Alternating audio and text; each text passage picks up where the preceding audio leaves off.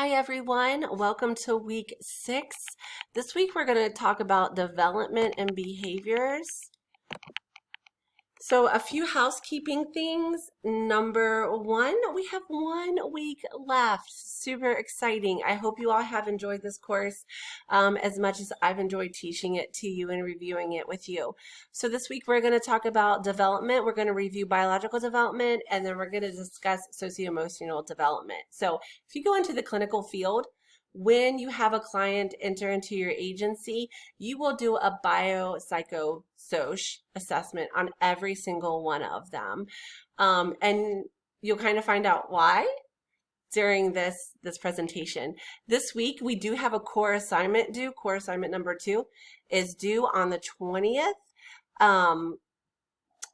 And so because of that, we only have a weekly participation activity that is a quiz. We're a real quick, friendly reminder. Please, when you are writing your core assignments, please try to use APA style to the best of your abilities. I have sent out a link for Purdue OWL, which is a great resource for APA. If you have any questions, please reach out to me. Most importantly and most concerning was lack of citations in the last core assignment. If you are referencing an idea, a concept, information that you received from either this book or from any of the handouts that are in Canvas, it is paramount that you include them. If you do not include citations, it's plagiarism. And NKU's stance on plagiarism is clearly listed in our syllabus. So if you need a reminder, please look at it. I would rather see you cite it incorrectly than not cite it at all. But if you click the link and go to the APA Purdue OWL, there's examples for citations. Please utilize it. Please cite in your next upcoming core assignment. So every week I say, like, I hope you see these connections, and we're building this portrait of trauma. And this week is just another add-on to that. We're just adding another connection, another moment that you might be like, oh yeah, that makes complete sense. Like, I get it, right? Just really creating this very descriptive, holistic picture of trauma that helps us understand it much better. So we're going to move into more external observations of trauma. So a couple weeks ago, we looked at the ACE study, which talks about negative outcomes of adverse childhood experiences. And then we looked at attachment and attunement and how trauma can affect those and have negative outcomes. And this week, we're going to look at behaviors. So what does trauma look like externally? What do other people observe? What behaviors are observed that are directly affected or influenced by trauma? So we know, right, that trauma affects brain development. We've talked about it numerous times. It's in van der Kolk's book. And in chapter 8, he talks about Marilyn's autoimmune disorder. Marilyn's vignette in this book is one of my favorite. Has a lot of really good things about trauma in it, including her autoimmune disorder that happens with her eyes. So make sure you read chapter 8 so you can get a full picture of what happens. So because we know that trauma affects brain development, we know that it can also affect a child's ability to developmental milestones, so for meeting them on time. There is a fact sheet in Canvas that you can look at that talks a little bit more about those developmental milestones that are delayed. And I do believe that you guys have already that you all have already read pages 1 through 7. So this is page 8 through the end of it, and it will talk about why there are developmental delays. So because there are developmental delays and because it affects the brain, we are also going to observe some barriers to decision making. We are going to observe some behaviors that are often labeled as bad or misdiagnosed. And we're even going to see dissociation. So if you read in this book and you read Marilyn's story, you will see dissociation occurring here. You will see behaviors occurring in here. Please, please, please read chapter 8. So when we talk about behavioral impact, we're going to break it down into two categories. So we have emotionally based behaviors and we have socially based behaviors. Now, I don't know about you, but when I look at these lists, I can look at it and I can be like, oh, all right, we have anxiety and depression.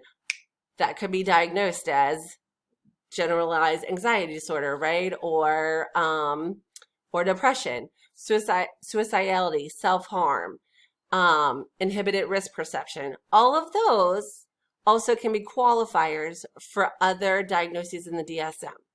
And then we look over at socially based behaviors.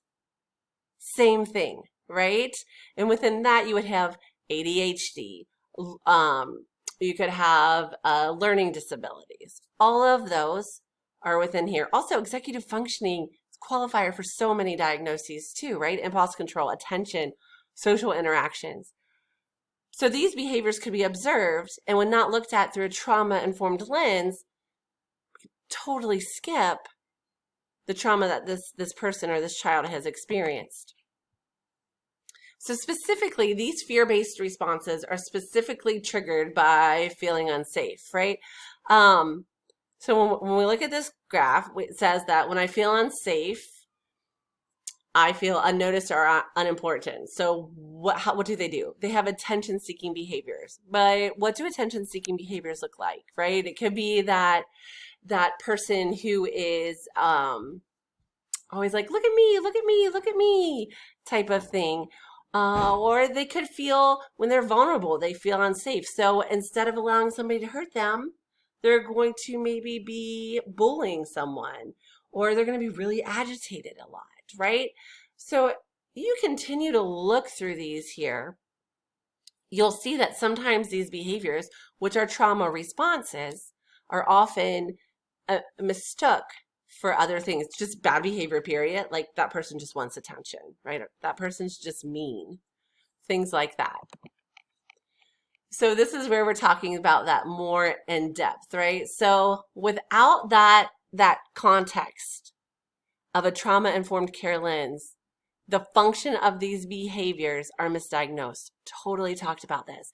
And I see this all the time. I just attended a training last week where there's a case study that they presented about a foster youth who was being placed into a placement for the first time. They listed literally in the case study traumas this child had experienced. And then they said that they took him to a psychiatrist, diagnosed him with ADHD, and placed him on medications. And while the trainer thought that that was okay, I kind of had to unmute myself and let them know that it wasn't okay. Because I know, as a trauma-informed clinician, that the first thing that should be recognized and assessed is the trauma that child endured.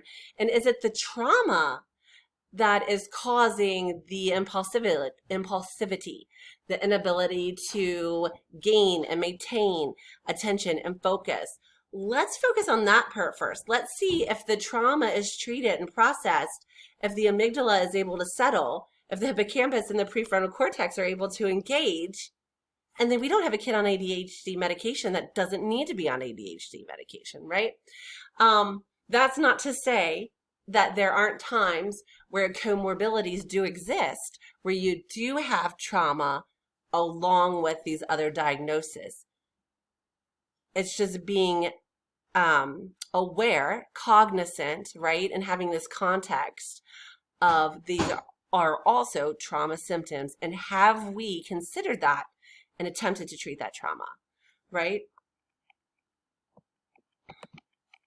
I get kind of fired up when I talk about this because working as a clinical social worker, I see this happen a lot, and it really pisses me off.